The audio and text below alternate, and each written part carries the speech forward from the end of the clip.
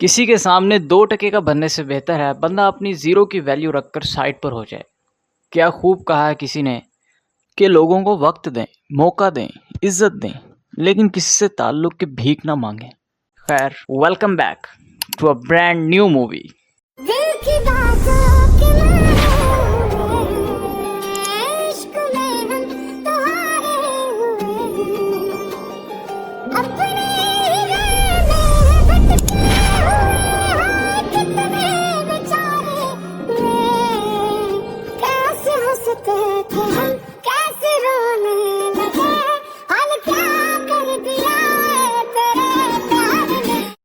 कहानी की शुरुआत में हमें खूबसूरत नर्स को दिखाया जाता है जो कि हॉस्पिटल में अपने मरीज की देखभाल कर रही होती है। मरीज एक बूढ़ी औरत थी जिसकी हालत बहुत ज्यादा खराब होती है। उसको सांस लेने में भी तकलीफ हो रही थी, इसलिए वो नर्स जिसका नाम एनी होता है वो उस औरत के पास आती है और उसकी ऑक्सीजन को बंद कर देती है और उसके सांस लेने के पाइप को भी उसने बंद कर दिया था। इस वजह से उस बूढ़ी औरत की सांसें बंद होने लगी थी। और हैरानी की बात यह थी कि उसके बाद हॉस्पिटल में एनी शोर मचा देती है और डॉक्टर्स को बुलाती है। जब डॉक्टर आकर उस बूढ़ी औरत को चेक करते हैं तो एनी उस वक्त दरवाजे के पास खड़ी मुस्कुरा रही थी। यहाँ पर हमें पता चलता है कि एनी एक साइको और पागल नर्स है जिसे अपने मरीजों को दुख तकलीफ में देखना अच्छा लगता था। खैर, उस बूढ़ी औरत को डॉक्टर ने बचा लिया था। एनी ये सब देखकर चली जाती है। उसे देखकर इस बात का अंदाजा लगाया जा सकता था कि उसे अपनी ऐसी हरकत पर जरा सा भी पछतावा नहीं था। और इसके बाद सीन एक घर पर शिफ्ट होता है जिसमें मीरा नाम की एक लड़की अपने हस्बैंड और अपने बेटे के साथ एक हंसी खुशी जिंदगी गुजार रही थी। उसका हस्बैंड जब उससे बातें कर रहा होता है तो उनके पास उनका बेटा आता है जो कह रहा था, मॉम मेरे पाँव में दर्द हो रहा है। यहाँ पर हमें पता चलता है कि मीरा के बेटे को एक बीमारी थी जिस वजह से वो सहारे के बगैर सही तरह से चल नहीं पाता था। मीरा अपने हस्बैंड से अपने बेटे के बारे में बात करती है कि ये खुद से सीढ़ियां उतरता और चढ़ता है, मुझे उसे देखकर बहुत डर लगता है, कहीं उसे कुछ हो ही ना जाए। मीरा का हस्बैंड सुनकर कहता है कि ओह कम ऑन यार, इतना ना डरा करो, कुछ नहीं होता हमारे बेटे को। तभी हम यहाँ पर मीरा के घर में एनी जो कि एक साइको नर्स है उसे देखते हैं जिसे मीरा ने अपने बेटे की देखभाल के लिए रखा था। यहाँ पर एनी फैमिली मेंबर की तरह मीरा के घर में रहा करती थी। अब ये चारों मिलकर नाश्ता करते हैं। नाश्ते के दौरान मीरा के बेटे ने अपनी स्ट्रेचेस यानी कि बैसाखियों को नीचे गिरा दिया था जिसका सहारा लेकर वो चला करता था। एनी उसे वो उठा कर देती है, मगर जैसे हम जानते हैं कि वो भला कभी सही काम थोड़ी कर सकती है। एनी ने बैसाखियों के पेज को ढीला कर दिया था ताकि मीरा का बेटा जब उन्हें लेकर चले तो वो नीचे गिर जाए। और एनी ये सब कुछ अपने मजे के लिए किया करती थी, जैसा कि हमने कहानी के शुरू में भी देखा था। खैर, इसके बाद मीरा का हस्बैंड ऑफिस जाने के लिए तैयार था। वो मीरा के पास खड़ा होता है। उन्हें इतना करीब देखकर एनी मीरा से जेलिस हो रही थी क्योंकि वो मीरा के हस्बैंड को पसंद करने लगी थी। मीरा के हस्बैंड के जाने के बाद मीरा की दोस्त घर पर आती है जो मीरा से बैठी बातें कर रही थी। तभी एनी मीरा के बेटे के साथ खेलने के बहाने उनकी बातें सुनने लगती है। मीरा की दोस्त उससे कह रही थी, मीरा तुम्हें अपने बेटे के लिए किसी और नर्स को रखना होगा, मुझे लगता है कि तुम्हारा बेटा और हस्बैंड एनी को कुछ ज्यादा ही पसंद करने लगे हैं। मीरा अपनी दोस्त को कहती है, नहीं ऐसी बात नहीं है, तुम ज्यादा ही सोच रही हो। इसी दौरान मीरा को अपने बेटे की आवाज आती है जो बैसाखियों के टूटने की वजह से नीचे गिर चुका था। जैसा कि हमें तो पता है ये सब एनी ने किया था। मीरा अपने बेटे के गिरने की वजह से एनी को बहुत डांटती है क्योंकि उसे ऐसा लग रहा था कि एनी ने ही उसके बेटे का सही से ख्याल नहीं रखा। उसका बेटा मीरा से कहता है कि नहीं मॉम, ये एनी की वजह से नहीं हुआ, इसमें सारी मेरी ही गलती थी। मीरा डॉक्टर को कॉल करती है और उसने अपने बेटे के लिए नई बैसाखियों को मंगवा लिया था। और रात को वो एनी से भी माफी मांग लेती है कि वो उस पर बिला वजह ही चिल्लाई। एनी इस पर कहती है कि नहीं, इसमें तुम्हारी कोई गलती नहीं है, मैं समझ सकती हूँ कि तुम एक माँ हो और माँ अपने बच्चे के लिए बहुत फिक्रमंद होती है। इसके बाद वो मीरा के लिए एक चाय बनाती है जो शायद आराम के लिए थी। इसके बाद हम मीरा को देखते हैं जो उस सोसाइटी को ज्वाइन करती है जिसमें उसके बेटे जैसे लोग थे और उन सबको ऐसे ही बीमारी थी। मीरा उन्हें ये सब बताते हुए रोने लगती है कि मुझे बहुत बुरा लगता है कि जब मेरा बच्चा आम लोगों की तरह खेल नहीं पाता। जिस पर सब सुनकर कहते हैं कि हम समझ सकते हैं, हम भी इस बीमारी में कई बरसों से जी रहे हैं। के बाद वो घर पर आती है। एनी उसे वो चाय देती है जो उसने उसके लिए बनाई थी। मीरा चाय पीते ही सो गई थी। कुछ देर के बाद डॉक्टर घर पर आती है। जब मीरा सो रही थी डॉक्टर उसके बेटे के लिए स्टिचेस यानी कि बैसाखियां लेकर आती है। जब वो डॉक्टर मीरा के बेटे को वो स्ट्रेचेस देने के लिए जा रही थी तो एनी ने उसे रोक लिया और कहती है कि आप जाएं, मैं इसे दे दूंगी। और जाते हुए डॉक्टर कहती है कि शायद मैं तुम्हें जानती हूँ, मैंने कहीं तुम्हें देखा है। और साथ ही वो ये भी कहती है कि जैसे ही मुझे याद आएगा, आई प्रॉमिस, मैं तुमसे वादा करती हूँ, मैं तुम्हें जरूर बताऊंगी। इतना कहकर वो वहां से चली गई थी। उसी शाम एनी उस डॉक्टर के घर पर जाती है और उन्हें बताती है कि आपने सही कहा था, आप मुझे जानती हैं, मैं भी अक्सर आप ही को याद करती हूँ। इतना कहने के बाद उसने डॉक्टर को पकड़कर उसकी बाजू में इंजेक्शन लगा दिया था। यहाँ पर हमें पता चलता है कि कहानी की शुरू में एनी ने जिस बूढ़ी औरत को मारने की कोशिश की थी उसकी जान इसी डॉक्टर ने बचाई थी। और अब एनी को इस बात का डर था कि कहीं ये बात डॉक्टर मीरा के हस्बैंड को ना बता दे।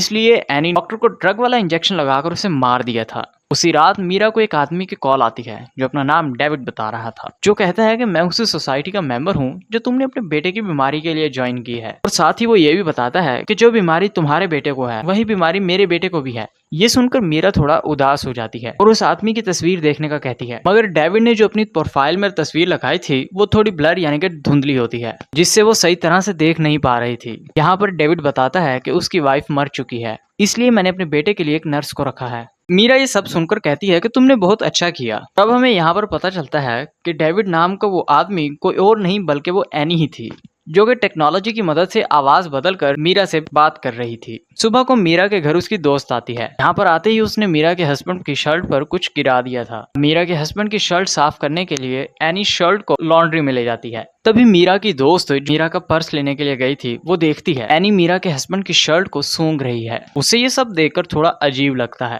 उसे शक भी हो गया था कि कहीं एनी मीरा के हस्बैंड को पसंद तो नहीं करने लगी, मगर ये बात वो अपनी दोस्त मीरा को नहीं बताती क्योंकि उसे डर था कि कहीं उसकी फैमिली खराब ना हो जाए। रात को दोबारा से एनी डेविड बनकर मीरा से बात करती है और उससे उसके बेटे के बारे में पूछती है। मीरा बताती है कि हाँ, मेरा बेटा अभी नॉर्मल है, मगर मुझे उस दिन बिल्कुल अच्छा नहीं लगा जिस दिन वो गिर गया था। इतनी बातें करने के बाद एनी जल्दी से मीरा के पास जाती है ताकि वो उससे पकड़ सके कि वो किसी आदमी से बातें कर रही है, और इस खेल में वो कामयाब भी हो गई थी। जाते हुए मीरा के हस्बैंड को बताती है कि मैंने अभी मीरा को सुना, वो किसी से बातें कर रही थी। एनी चाहती थी कि मीरा का हस्बैंड उस पर शक करे और मीरा को छोड़ दे, मगर यहाँ पर उसकी गेम उल्टी हो जाती है। मीरा का हस्बैंड अपनी बीवी के हक में बोलता है, कहता है कि वो आजकल बहुत ज्यादा काम कर रही है, उसकी नींद भी पूरी नहीं होती, शायद इसी वजह से वो थोड़ा परेशान भी रहती है। एनी सारी बातें सुनकर मीरा के हस्बैंड के गले लगकर चली गई थी। एनी दरअसल किसी भी तरह मीरा के हस्बैंड को पाना चाहती थी। अगली सुबह हम देखते हैं कि एनी और मीरा का हस्बैंड किचन में थे और एनी हमेशा मीरा के हस्बैंड के पास रहने के लिए बहाने तलाश किया करती थी। मीरा जब सोकर उठती है तो एनी ने उसके घर के सारे काम कर दिए थे। तभी उसे उसकी दोस्त की कॉल आती है जो मीरा से शुक्रिया बोलती है, ये कहकर कि तुमने मेरे बर्थडे को याद रखा। मगर मीरा थोड़ी कंफ्यूज और हैरान होती है क्योंकि उसने तो फूलों को नहीं भिजवाया था। एनी उसके पास आती है और बताती है कि तुम अपनी दोस्त की बर्थडे को भूल गई थी ना, तो मैंने ही उसके घर फ्लावर भिजवाए थे। और इसी दौरान मीरा चलते हुए बेहोश होने लगती है। एनी उसे बचाकर सोफे पर ले आई थी। मीरा कहती है कि शायद अब मुझे किसी डॉक्टर को चेक करवाना चाहिए, इस बारे में तुम मेरे हस्बैंड से कोई बात ना करना। इस पर एनी कहती है कि तुम्हें डॉक्टर के पास जाने की क्या जरूरत है, मैं तुम्हारा ब्लड लेकर लैब में टेस्ट करवा दूंगी। अब रात को एनी दोबारा से डेविड बनकर मीरा से बात करती है। मीरा उसे अपनी परेशानियों के बारे में बताती है। अभी यहाँ पर उसका हस्बैंड और बेटा आ गए थे, जिन्हें देखकर मीरा कॉल को कट कर देती है। मीरा अपने बेटे को कमरे में ले जाना चाहती थी, लेकिन तभी उसे सब कुछ धुंधला दिखाई देने लगता है और वो सोफे पर ही सो जाती है। तभी उसे एक मैसेज आता है कि डेविड एक फ्रॉड है। सुबह को जब मीरा का हस्बैंड उसके पास आता है तो उसके फोन पर वो मैसेज देखता है। उसे कुछ समझ नहीं आती कि आखिर ये डेविड है कौन और मीरा उससे क्यों बातें करती है। वहीं पर उसका बेटा भी इस बात को सोचता है कि उसकी मॉम इतना ज्यादा क्यों सो रही हैं। एनी मीरा के घर के सारे काम किया करती थी, फिर भी मीरा उसे गलत समझती थी, इसलिए अब वो एनी से माफी मांगती है। एनी को अब ये लगने लगा था कि सभी उसे पसंद करते हैं। तभी मीरा के पास उसी आदमी का मैसेज आता है कि डेविड फ्रॉड है, जिस मैसेज को पास बैठे एनी ने भी पढ़ लिया था। और अब मीरा खुद को किसी तरह ऑफिस आने के लिए तैयार करती है और वो ऑफिस पहुंच चुकी थी। तभी वो अपने दोस्त से मिलकर उसे बताती है कि मेरी ब्लड रिपोर्ट्स बिल्कुल ठीक आई थी और एनी ने बिल्कुल ठीक कहा था कि मुझे सिर्फ आराम की जरूरत है। उसकी दोस्त कहती है कि तुमसे एक बात कहूं, मैं उस डॉक्टर को चेक करवाओ जिसका एनी से कोई लेना देना ना हो, उस डॉक्टर को ना जानती हो। तभी मीरा को वहां पर एक मेल आती है जो डेविड की थी, जिसमें लिखा था कि वो आदमी जो मेरे बारे में तुम्हें मैसेजेस कर रहा है वो तुम्हें बदनाम करना चाहता है। तभी उसे उस मैसेजेस वाले आदमी की भी मेल आती है जो कह रहा था कि तुम्हारे बेटे की जान को खतरा है। दोनों मेल्स पढ़ने के बाद मीरा घर आ जाती है और बहुत ज्यादा परेशान भी थी। इस बारे में उसने एनी को भी बता दिया था और कहती है कि उस आदमी से मिलने में शाम को कैफे में जाने वाली हूँ। ये सभी बातें मीरा का हस्बैंड भी सुन लेता है, जिसे अब लगने लगा था कि एनी की बातें अब सच हैं, उसकी बीवी उसे धोखा दे रही है।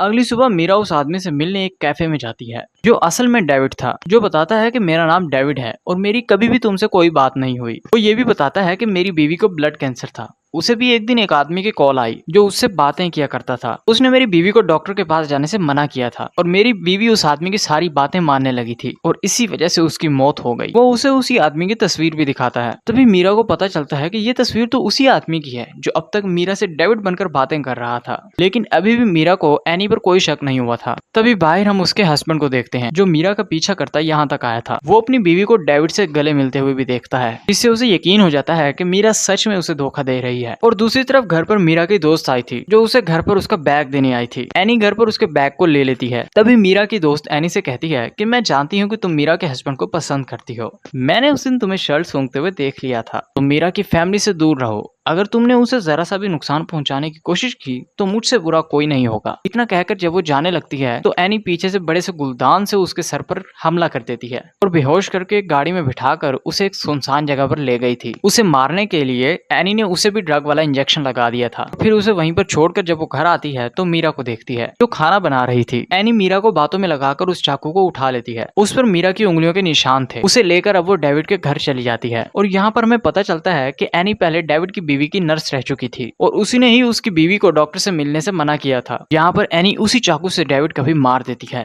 और उसके पास मीरा के खून को गिरा दिया था जो ब्लड सैंपल उसने उसके ब्लड टेस्ट के लिए लिया था जिससे लगे कि डेविड का खून मीरा ने किया है। उस रात मीरा का हस्बैंड भी नशे की हालत में घर आता है क्योंकि वो अपनी बीवी की वजह से बहुत ज्यादा परेशान। एनी उसकी यह हालत देखकर उसके करीब आने की कोशिश करती है मगर मीरा का हस्बैंड अभी भी अपनी बीवी के बारे में सोच रहा था। सुबह को मीरा जब वो नींद से उठती है तो वो मैसेजेस देखती है जो कि डेविड के थे। इसमें लिखा था कि वो अपने लिटिल बॉय की वजह से सो नहीं सका। तभी मीरा की नजर उस बोतल पर पड़ती है जो उसके हाथ में थी जिस पर लिखा हुआ था लिटिल बॉय जो एनी ने लिखा था। उसे याद आता है कि डेविड और एनी हमेशा लिटिल बॉय इस्तेमाल करते हैं। वो उस बोतल के पानी को जब फेंकने जाती है जो उसे एनी ने दिया था जिसमें उसे पानी में मिला हुआ कुछ पाउडर से महसूस हुआ। यहाँ पर मीरा को एक बात समझ आ गई थी। एनी यहाँ पर उसे पानी में कुछ मिला कर देती है जिससे उसे नींद आ जाया करती थी। इसके बाद मीरा अब एनी के कमरे में जाती है जहाँ पर उसे एक किताब मिली थी जिसमें जहरीली दवाइयों के बारे में लिखा हुआ था। उसे बेड के नीचे से भी बहुत सी जहरीली दवाइयां मिलती हैं। इसी दौरान वो देखती है कि एनी घर पर आ गई थी। मीरा जब दरवाजा खोलती है तो एनी समझ जाती है कि उसने बोतल से पानी नहीं पिया जिस वजह से वो अब तक जाग रही थी। इसलिए वो दोबारा से दवाई मिला पानी लेकर कहती है कि इसे पी लो, थोड़ा आराम करो। और अब एनी मीरा के बेटे को साथ लेकर हॉस्पिटल चली गई थी जहाँ पर वो उसकी थेरापी करवाया करती थी। मीरा अपने बेटे को रोकना चाहती थी मगर वो नहीं रुकता और एनी के साथ चला गया था। एनी और अपने बेटे के जाने के बाद वो फिर से एनी के कमरे में जाती है और वीडियो बनाने लगती है जिसमें वो एनी के सारे कारनामों के बारे में बता रही थी। साथ ही उसने अपने हस्बैंड को कॉल करके इस बारे में बता दिया था